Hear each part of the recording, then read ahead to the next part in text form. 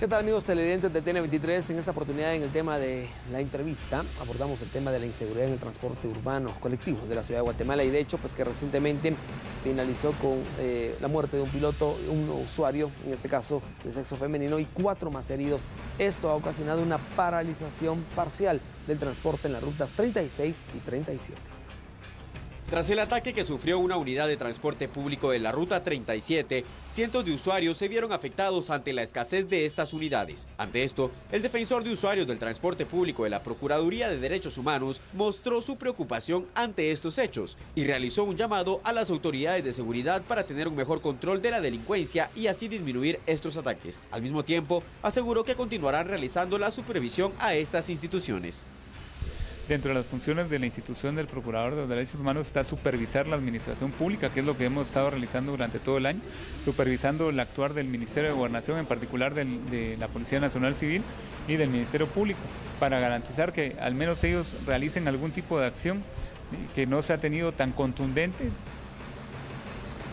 Bueno, ya escuchábamos entonces las consecuencias precisamente de la violencia en el transporte urbano de la ciudad de Guatemala, que de hecho, pues tras los ataques armados y en este caso la muerte de pilotos, lo que genera es paralización muchas veces parcial como esta o completo del servicio colectivo en ciertos sectores, afectando por supuesto y desde luego a los usuarios que diariamente tienen que utilizar ese transporte.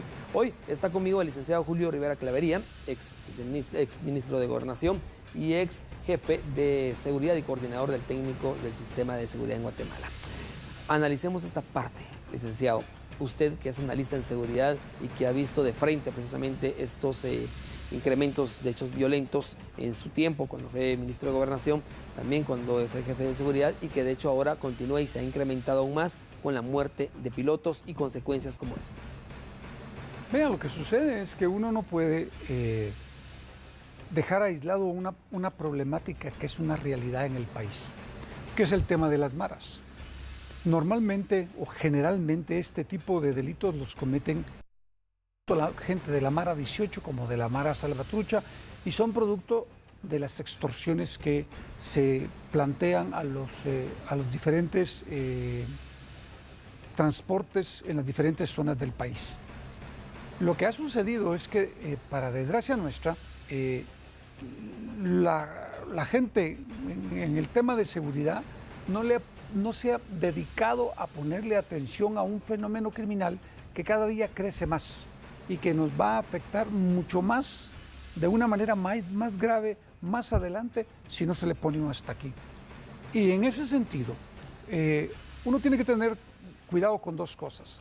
Yo observo, por ejemplo, la gente de la Procuraduría General de los Derechos Humanos hablando de que ellos supervisan y están revisando constantemente que la policía y que el Ministerio de Gobernación, el Ministerio Público haga su trabajo, pero a la vez ellos también están de alguna manera protegiendo a los delincuentes para que no se les afecten sus derechos. Aquí lo que se necesita es voluntad política para entrarles con toda la fuerza del Estado y todo el peso de la ley a los mareros. No existe otra opción ya.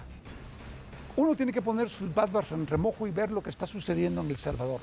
Lo que está sucediendo en El Salvador hoy es un enfrentamiento entre las maras y el gobierno, que es algo que se nos puede venir a nosotros en la medida que nosotros dejemos que se nos vaya de las manos la problemática de las maras, que yo creo que ya se nos tiende de las manos. Que de hecho ya está repercutiendo en nuestro país, porque esta polémica y este enfrentamiento entre el gobierno, las fuerzas de seguridad y las maras de El Salvador están haciendo que ellos vengan al país y que se vengan a implementar o incorporar a estas pandillas que actualmente extorsionan a pilotos, comerciantes y a todos los guatemaltecos que diariamente se ganan el pan de esta manera, trabajando de la manera informal. Pero bien, ¿a dónde vamos, licenciado Claverí? Tenemos una tabla en pantalla que la vamos a mostrar. Vea usted, solo en lo que va del año, 1.676 personas murieron en los últimos 6 años en ataques armados contra diferentes medios de transporte público, según la Defensoría del Usuario de Transporte Público. Pero veamos la otra tabla, que esta es el incremento que ha ido mostrándose en el transcurrir de los años. Hablemos del 2010 para la fecha. Y tenemos en este caso muertos por estos ataques en transporte, 204 en el 2010, heridos 205. En el 2011, 224, 133 heridos. En el 2012, 265 muertes, 144 heridos. En el 2013, 319 muertes y 206 heridos.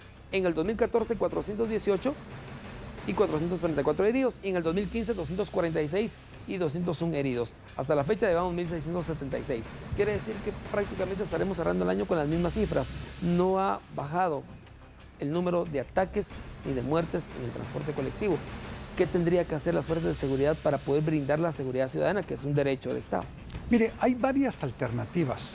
En primer lugar, seguir trabajando el tema de inteligencia para ir desarticulando a las maras que operan dentro de las prisiones, porque de ahí salen todas las órdenes para los asesinatos, para el narcomenudeo, el tráfico de drogas, el desmembramiento de gentes, etcétera. Eso es una primera parte. Pero otra segunda parte es la utilización del ejército. Lo que pasa es que hay una oposición, en algunos casos manejada por grupos del país, que quieren mantener el estado de cosas para beneficiarse ellos y ver la posibilidad de tener acceso a algunos puestos a través del caos que se mantiene en el país. ¿Cree usted, entonces, licenciado, que ejército y policía tendrían que salir a las calles? Sí, el ejército y la policía debe de salir a la calle. Mire, en momentos de crisis hay que utilizar todos los recursos del Estado. No puede ser posible que usted tenga la opción de tener a mano el ejército y no utilizarlo. Yo creo que hay que utilizarlo. Sí que hay grupos de gentes de tendencia de izquierda que están en contra de que la gente del ejército salga a patrullar y salga a hacer su trabajo. Si el presidente lo decide, se va a hacer, punto.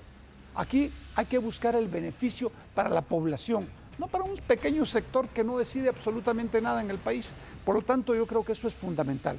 Y en tercer lugar, estudiar el fenómeno criminal de las maras, porque el problema es que no se estudia y al no estudiarse ni siquiera se entiende y se quieren poner planes y programas preventivos por parte del Ministerio de Gobernación o por parte de la Policía Nacional Civil cuando no han entendido la problemática tan grande que esto significa. Las maras van creciendo de manera exponencial. No aritmética, exponencialmente. Se multiplican por 10, por 15, por 20 y cuando sintamos el país va a estar en manos de las maras, como lo está El Salvador y como lo está Honduras. Y eso es lo que tenemos que evitar. Eso es parte del trabajo que las fuerzas de seguridad del Estado tienen la obligación de equilibrar, de minimizar en beneficio de la población. Claro, tenemos otras dos tablas que quisiéramos compartir con la población guatemalteca. Vea esto. Fiscalía contra Delitos de la Extorsión del Ministerio Público, que fue creada en julio de este año, reporta la detención hasta el momento de 384 personas, en las cuales 146 fueron en flagrancia y 238 de estructuras desarticuladas hasta el momento. La otra tabla indica pues los resultados o las consecuencias que estos ataques traen y que por supuesto pues ni esto lo ha disminuido. Y es que antes de la desprotección surgió la Asociación de Viudas de Pilotos, que se agrupa precisamente por 180 mujeres hasta el momento y que obviamente son las que han tenido que enfrentar la vida sin esta figura paterna de pilotos que han muerto. Ahora hay que sumarle a estos 20 más, que no están en esta tabla, que no están en este dato, pero 20 viudas más. 200 viudas que se conoce que están registradas. Pero ¿cuántas familias, licenciado, han quedado desprotegidas porque estos grupos de extorsionistas han liquidado prácticamente, han matado y asesinado a pilotos de transporte y que estas son las consecuencias? Mire, cuando yo estaba en el Consejo del Ministerio Público, yo les planteé que el problema no radicaba en crear fiscalías. Esa fiscalía ha hecho un trabajo regular, pero si usted revisa la cifra negra que se mantiene en el tema de extorsiones, se quintuplica posiblemente. Exacto. Eso. Se quintuplica todo. Por lo tanto, yo creo que el trabajo no es estar creando fiscalías simplemente para decir, mire, se está haciendo para que esto funcione. Cuando uno sabe, en las calles. Cuando uno sabe que en la realidad, en las calles, las cosas son distintas. Eso en primer lugar. Pero en segundo lugar, efectivamente se afecta a familias. Cada asesinato de estos hace que se queden huérfanos cualquier cantidad de niños. Y al final, esos niños no van a tener acceso a educación, no van a tener acceso a alimentación, no van a tener acceso a vivienda, no van a tener acceso a nada, no van a tener oportunidades y de repente van a ser mareros. Por lo tanto, el trabajo del Estado y del gobierno tiene que concentrarse en la parte preventiva en la parte de investigación criminal, de inteligencia y en la parte de represión del delito. Aquí hay que entrarle con fuerza a reprimir el delito. No hay que tener miedo, porque el problema cuando los funcionarios tienen miedo de entrarle con fuerza suficiente a este tipo de estructuras criminales es que efectivamente no se pueden combatir. Ya tenemos el ejemplo de El Salvador, ya tenemos el de Honduras, pongamos las barbas en remojo. Bien, licenciado Claverí, gracias por haber estado con nosotros y analizando este tema que es de importancia para Guatemala, que de hecho usted lo ha indicado muy bien y creo que lo comparten muchos guatemaltecos, que esto hay que afrontarlo en las calles y hay que darle todo el apoyo necesario a la policía, al ejército de Guatemala para que esto nos siga creciendo y terminemos como ha terminado El Salvador actualmente, que es muy difícil la situación actual.